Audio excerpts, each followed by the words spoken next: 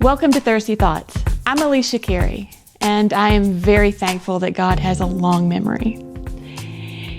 In the book of Genesis, chapter 12, Abram has been given a command from God. He's told to leave his home, leave everything he's ever known, and to go out into a wilderness with no real direction about where to go.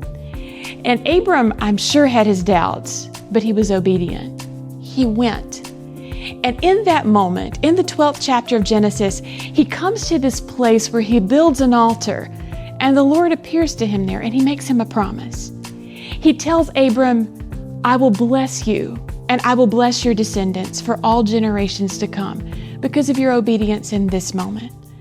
Now, Abram goes on to have an incredible story, one that you probably know. And the way that those descendants came about was not probably the way that Abraham thought they were going to. And perhaps, as history moved on, some people thought the promise had been forgotten.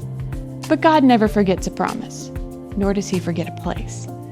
Because if you go 16 chapters over, Abraham's grandson finds that same piece of ground, a place called Luz,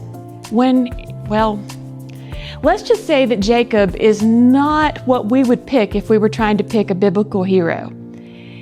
Jacob isn't out pursuing the Lord, and he's not really out being obedient either. See, Jacob has found this place that his grandfather first came to because he's running away. He's running away from his mistakes. He's running away from his deceit because Jacob has always been a grasper. He's always been determined to have things his own way, no matter what the cost. And the cost this time is a murderously angry brother who is out to get him and who's going to do his best to destroy him. He gets tired, he pulls up a rock to go to bed, and there appears a ladder going up and down from heaven. Now, the question that you have to ask yourself perhaps is, why does Jacob deserve to see this ladder with all the angels? And the truth is, he doesn't. God isn't honoring Jacob at all. He's honoring Abraham. He's honoring Abraham's faith. And in that moment, God appears to Jacob and he extends the promise of Abraham to him. He says in Genesis 28:15, Behold, I am with you and will keep you wherever you go. I will bring you back to this land, for I will not leave you until I have done what I promised you. Now, if this were some kind of fantasy story from that moment forward, Jacob's life would have been perfect. He would have made the perfect decisions and he would have done everything right. If you know the story, you know that's not how it went at all. But Jacob in that moment does recognize that I have met God in this place when I didn't even look for him and when I didn't know he was here. He builds an altar and he changes the name of that place to Bethel, the house of God. And then Jacob goes on his way. And that way is winding in so many ways. A few chapters later, and a whole bunch of wives and children and interesting experiments with livestock, Jacob finds himself back in that place again, this time going to be reunited with said murderous brother. And he reminds the Lord, you made me a promise. You promised me that you would bring me back to this land, that you would prosper my descendants.